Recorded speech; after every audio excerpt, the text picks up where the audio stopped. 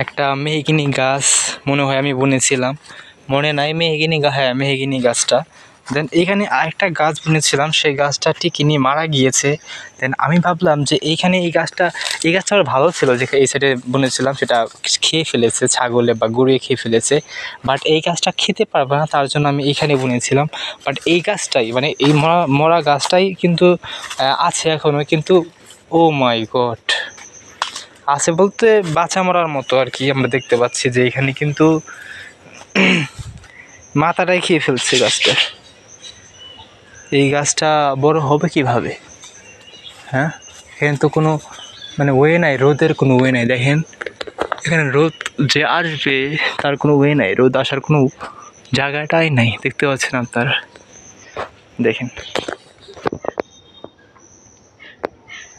দেখতে পাচ্ছেন।